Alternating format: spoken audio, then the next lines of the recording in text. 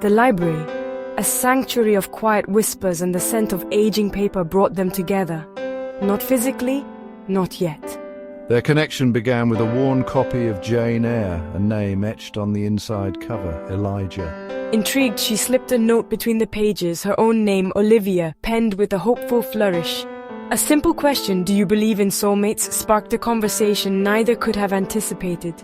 Days turned into weeks, letters exchanged with increasing anticipation.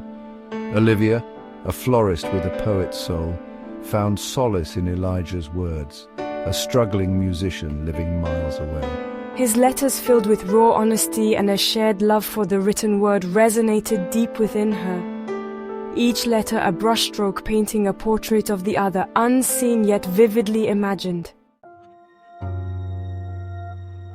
Olivia wrote of sunrises over her flower shop, the scent of lilies and lavender filling her days. Elijah, in turn, described the melodies haunting his dreams, the yearning to translate them into music that touched the soul. They confessed their fears, their hopes, baring their souls with an intimacy reserved for the deepest connections. Distance dissolved with every shared secret, every whispered vulnerability. They found solace in knowing someone, somewhere, understood the language of their hearts. Olivia's fear of thunderstorms was soothed by Elijah's promise to write songs about their passing, while his anxieties about performing found comfort in her unwavering belief in his talent.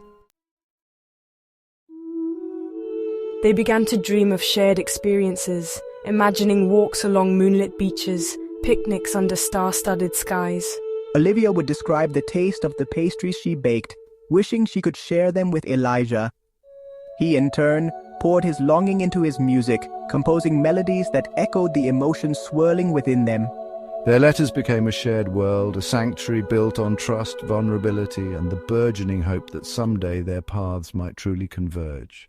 The distance, once a chasm, transformed into a bridge woven from shared dreams and the unwavering belief that their connection was something rare and precious. One day, Olivia found a single red rose nestled within Elijah's letter, its velvety petals whispering of a love that defied physical boundaries. He wrote of a dream, a vision of her on the library steps, their meeting place in the ethereal realm of their shared imagination. Olivia, her heart pounding, rushed to the library. There on the steps lay a cassette tape with a single word scrawled on it. Listen. It was Elijah's music. His soul poured into every note. As she listened, she felt an overwhelming sense of closeness, his love a tangible presence in the air around her. Section 5. A melody across the airwaves, their song. I wrote to Elijah that night. My letter filled with the raw emotion his music had stirred within me. I confessed that his melody had brought us closer than ever before, the distance momentarily forgotten as our hearts beat in unison. He responded with a song, a ballad penned just for her, its lyrics echoing the words they'd shared, the dreams they'd woven together. The song played on the radio, a beacon of their love, broadcast for the world to hear, yet carrying a message meant solely for her. Section 6. Shadows of Doubt, a name whispered in the wind. But with the joy, a seed of doubt began to take root. A name, whispered by a mutual acquaintance, cast a long shadow over their idyllic world. Apparently, Elijah wasn't who Olivia thought he was. The person described was different, colder, a stark contrast to the man who poured his heart out in his letters. Fear, insidious and consuming, began to gnaw at my heart. Had I built my dreams on a foundation of lies? Was the man I loved nothing more than a carefully constructed facade?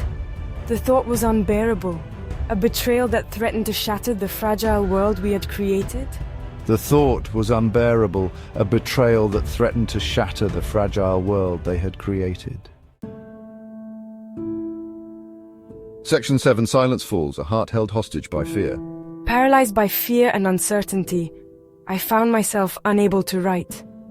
The words that once flowed so effortlessly seemed lost in the abyss of my doubt.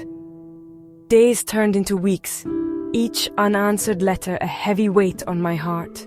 The silence was deafening. Elijah's letters, once her lifeline, ceased. The melody that had once bound them now mocked her with its bittersweet beauty. Olivia was left adrift in a sea of unanswered questions, the whispers of doubt growing louder with each passing day. Section 8. A letter sent, a prayer for understanding. Finally, summoning every ounce of courage, I penned a letter. I didn't ask for explanations, didn't demand justifications.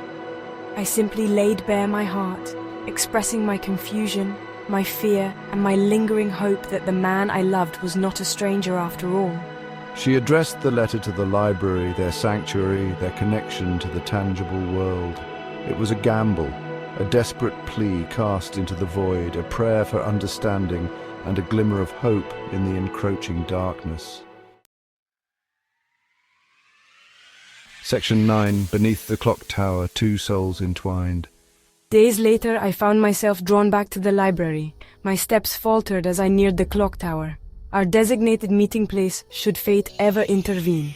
And there, beneath the clock's watchful gaze, stood Elijah. I was everything she had imagined and more. The warmth in my eyes, the gentle curve of my smile mirrored the man she had come to know through my letters.